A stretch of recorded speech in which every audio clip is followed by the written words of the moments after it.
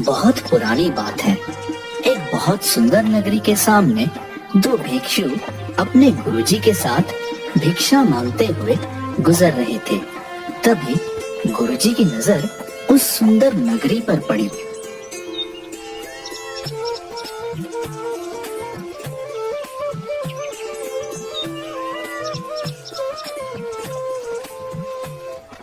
वाह वाह वाह, अति सुंदर। इस नगरी को देख के तो आंखें तृप्त हो गईं। बहुत सुंदर नगरी है। हाँ गुरुजी, बिल्कुल सही कहा। बहुत सुंदर नगरी है। बस यहाँ भिक्षा भी सुंदर मिल जाए तो आनंद ही आनंद है। बिल्कुल सही फरमाया प्रेमपाल। अब बस इस नगरी में झोली भर मिठाइयाँ और पकवान मिल जाए, फिर तो आनंद ही आनंद है। अच्छा अच्छा, ठीक है। चलो अब ध्यान से सुनो। कुछ भिक्षा में मिले तो भगवान को भोग लगे। बच्चा प्रेमपाल, तुम नगरी में पूर्व दिशा की ओर जाओगे और बच्चा वीरपाल, तुम नगरी में पश्चिम दिशा की ओर जाओ और जो भिक्षा में मिले सहज स्वीकार कर सूरज ढलने से पहले यही मिलना। चलो चलो, अब भिक्षा के लिए प्रस्थान करो। जी जी महाराज।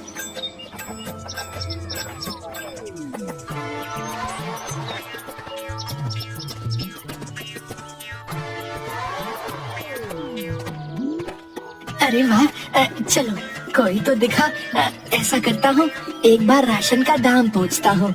अगर सस्ता हुआ तो थोड़ा ले चलूंगा अपने साथ। गुरुजी महाराज बड़े प्रसन्न होंगे। क्यों बनिए, आटे का क्या भाव है? अरे अरे बाबा जी, प्रणाम बाबा जी। टके सेर बाबा जी। और चावल? वो भी टके सेर। और चीनी? चीनी क्या भाव दी? टके सेर। सब टके सेर? ये सब सच है क्या? एक बार दूसरी दुकान में पूछ कर देखता हूँ, उधर का क्या हाल है।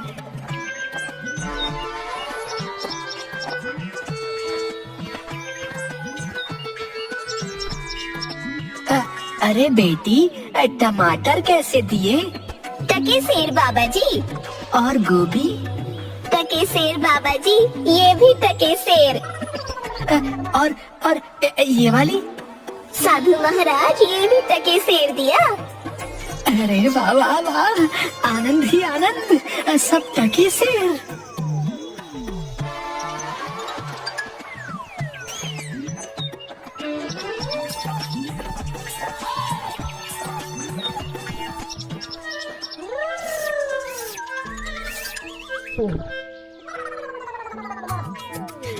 ओ भाई हलवाई, मिठाई किस भाव देते हो? कौन हो? किस देश से आए हो? टके शहर की नगरी में क्या सोच के आए हो? कविता, तो हम कहाँ कम हैं? ये लीजिए। हम कहाँ से आएंगे भाई, अपना न कोई घर न कोई ठिकाना, जिधर शरण मिली उधर रात कटे, यही हम साधुओं का ठिकाना। अब जरा अपनी स्वादिष्ट मिठाई का मोल तो बताना। टके शहर बाबा, टके शहर, जो चाहो वो पाओ, मूल्य रहेगा टके शहर। ये क्या कहते हो हलवाई? सब टके सेर? सारी मिठाई टके सेर? वाह भाई वाह, नाम क्या है इस टके सेर की नगरी का हलवाई? बाबा अंधेर नगरी। वाह वाह भाई, अंधेर नगरी, चौपट राजा, टके सेर भाजी, टके सेर खाजा। तो बाबा कुछ लेना हो तो बताइएगा, क्या बंधवाऊं आपके लिए? बच्चा, मांगकर 5 पैसे लाया हूँ, सबकी मिठाई कर दो। हाँ,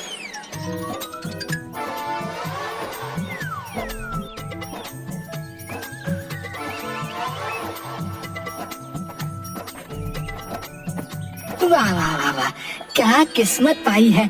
आज तो भिक्षा में प्रभु ने प्रसन्न कर दिया। जय हो प्रभु, जय हो।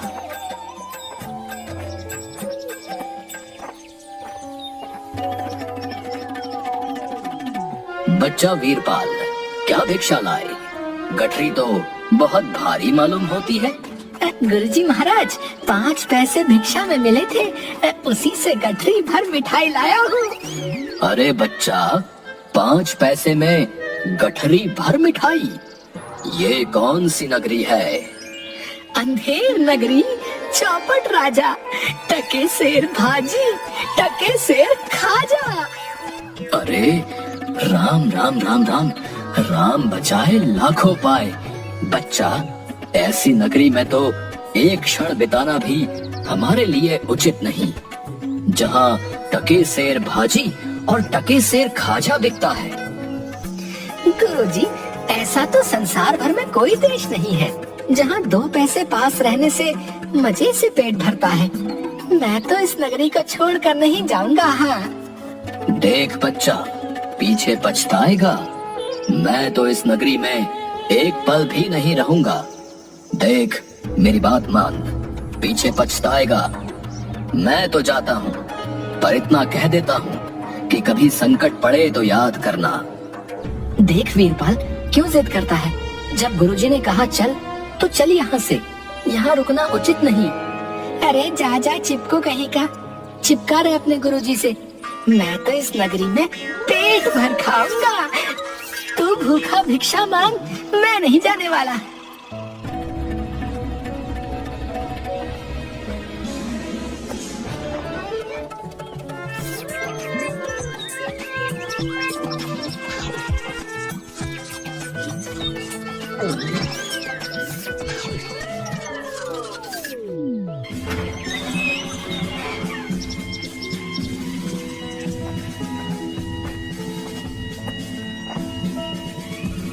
ना ना, रोना नहीं, चुप हो जाओ। बताओ बताओ, क्यों रो रहे हो? महाराज, कल्लू बनिया की दीवार गिर पड़ी, सो मेरी बकरी उसके नीचे दब के मर गई। दुहाई है महाराज, न्याय हो। बहुत बुरा हुआ। हाँ, तो फिर जाओ, उस कल्लू बनिए को पकड़ कर लाओ। क्यों बनिए, ये कैसी दीवार बनवाई थी जो इसकी बकरी दब कर मर गई? बता। महाराज, मेरा कुछ दोष नहीं, कारीगर ने ऐसी दीवार बनाई कि गिर पड़ी, इसमें मेरा कुछ दोष नहीं। ये तो बेकसूर है, छोड़ दो इसे और कारीगर को पकड़ कर लाओ। हाँ, सारा किया धरा उसी का है। क्यों कारीगर, इसकी बकरी क्यों मर गई? महाराज, मेरा कोई कसूर नहीं, चुने वाले ने चुना ही ऐसा खराब बनाया कि दीवार गिर पड़ी। अच्छा, तो ये बात है। खैर, उस चूने वाले को बुलाओ। क्यों चूने वाले, तुमने कारीगर को खराब चुना क्यों दिया? बताओ, नहीं तो तुम्हारी खैर नहीं। महाराज, मेरा कुछ दोष नहीं, भिष्टी ने चूने में पानी ज्यादा डाल दिया, इसलिए चूना कमजोर हो गया होगा। हाँ। अच्छा, अब समझ आई बात। उस भिष्टी को लाओ हमारे सामने।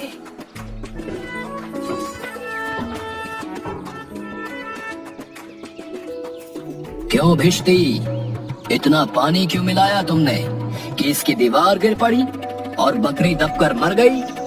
महाराज, गुलाम का कोई कसूर नहीं, कसाई ने मशक ही इतनी बड़ी बना दी थी कि उसमें पानी ज्यादा आ गया। अच्छा, कसाई को लेकर आओ और इस भिष्टी को निकालो यहाँ से। क्यों कसाई, तुमने ऐसी मशक क्यों बनाई? महाराज, घड़िया ने टकेसर में इतनी बड़ी भेड़ मुझे बेची कि मशक बड़ी बन गई। अच्छा, तो चलो इस कसाई को निकालो यहाँ से और गडरिये को लाओ यहाँ पर। क्यों गडरिये, ऐसी बड़ी भेड़ क्यों बेची तुमने? महाराज, उधर से कोतवाल साहब की सवारी आ रही थी, इस कारण मैंने छोटी बड़ी भीड़ का ख्याल ही नहीं किया। मेरा कुछ कसूर नहीं। अच्छा, इसको अब निकालो और कोतवाल को पकड़ कर लाओ। महाराज, मेरा कसूर कैसे? मैं तो शहर के इंतजाम के लिए आया था। भला अगर अपना काम नहीं करूंगा तो अपने फर्ज कैसे निभाऊंगा? ये तो बड़ा गजब हुआ। कहीं ऐसा ना हो कि ये बेवकूफ अपने चक्कर में पूरे नगर को फूंक दे।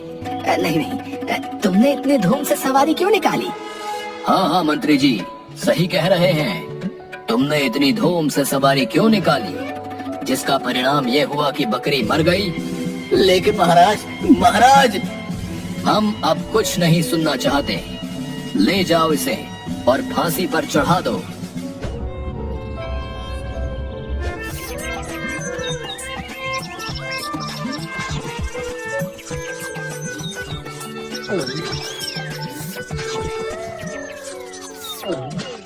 गुरुजी भी ना मुझे इस खूबसूरत नगरी से जाने को बोल रहे थे। मानता हूँ कि नगरी कुछ कारणों के लिए अच्छी नहीं, लेकिन मुझ साधु का क्या, मुझे तो खाने को चाहिए और आराम करने को। वाह वाह वाह, लड्डू तो बहुत ही स्वादिष्ट है। कुछ ही दिन हुए हैं अभी नगरी में, कहीं मैं मोटा तो नहीं हो गया। तभी राजा के कुछ सिपाही वीरपाल को घेर लेते हैं। यही मोटा सही है, चल जरा चल, मिठाई खाकर खूब मोटा हो रहा है, आज मजा मिलेगा तुझे। अरे ये आफत कहाँ से आई? अरे भाई, मैंने तुम्हारा क्या बिगाड़ा है जो मुझे पकड़ते हो? आप तो बड़े मोटे हैं, इसलिए फांसी लगेगी आपको। हाँ। मोटा होने से फांसी? अरे अरे, ये कहाँ का न्याय है?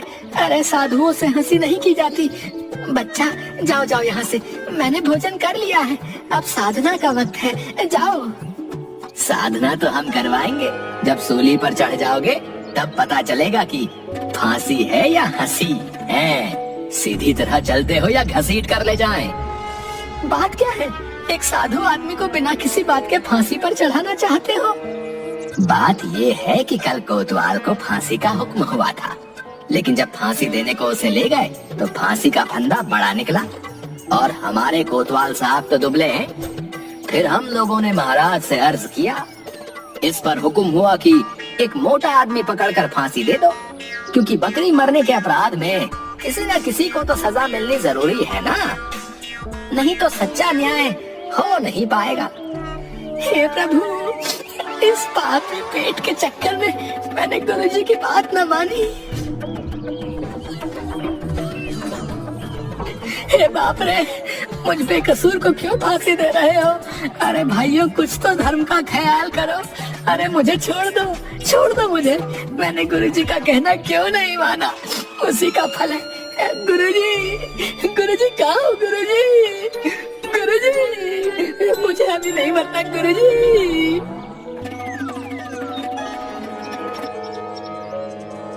अरे बच्चा वीरपाल, तेरी ये क्या दशा है? गुरुजी, दीवार के नीचे बकरी दब गई, जिसके लिए मुझे फांसी दी जा रही है। गुरुजी, बचाइए मुझे गुरुजी। अरे बच्चा, अरे मैंने तो तुझसे पहले ही कहा था, ऐसे नगर में रहना ठीक नहीं, लेकिन तूने मेरी बात नहीं मानी।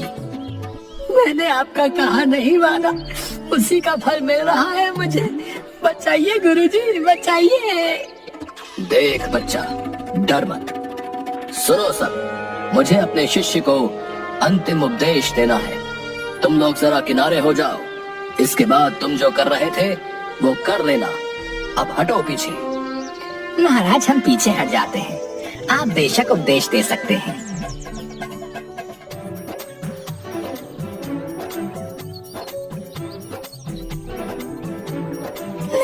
तब तो गुरुजी, हम अभी फांसी पर चढ़ेंगे। अरे नहीं बच्चा, हमने इतना समझाया नहीं मानता। हम बूढ़े हुए, हमको चढ़ने दो फांसी पर। भला तुम्हारा पूरा जीवन शेष है, मजे से गुजारो। नहीं गुरुजी, स्वर्ग जाने में बूढ़ा जवान क्या, आप सिद्ध हैं गुरुजी। आपको गति अवगति से क्या मतलब? मैं चढ़ूंगा फांसी पर। भाई, ये क्या मामला है? अभी तक तो ये मोटा साधु रो रहा था, लेकिन अब ये पहले फांसी पर चढ़ने के लिए लड़ रहा है। समझ में नहीं आता। महाराज को इसकी खबर देकर आता हूँ। सैनिक तुरंत महाराज के पास जाते हैं। महाराज, एक चेले से मिलने गुरु आया, कुछ कान में बोला, तभी से गुरु चेले में फांसी पर चढ़ने के लिए लड़ाई चल रही है। गुरु कहता है मैं चढ़ूंगा, चेला कहता है मैं चढ़ूंगा। ये क्या माजरा है, पता लगाना पड़ेगा। चलो गुरुजी महाराज के पास ले चलो हमें, हम उनसे पूछेंगे कि आखिर माजरा क्या है। बताइए गुरुजी महाराज, आप फांसी पर क्यों चढ़ना चाहते हैं? महाराज, इस समय ऐसी शुभ घड़ी है कि जो भी पहले फांसी पर चढ़ेगा उसे स्वर्ग की प्राप्ति होगी। तब तो हम ही फांसी पर चढ़ेंगे। नहीं, हमको फांसी की सजा मिली थी ना, हम ही चढ़ेंगे। हमको हुक्म है। भाइयों जल्दी करो, हमको फांसी दो। हाँ। नहीं, हम लटकेंगे, हमारे कारण ही तो दीवार गिरी थी ना। चुप रहो सब लोग, महाराज के होते हुए कौन स्वर्ग जा सकता है? हमको फांसी पर चढ़ाओ, जल्दी जल्दी करो।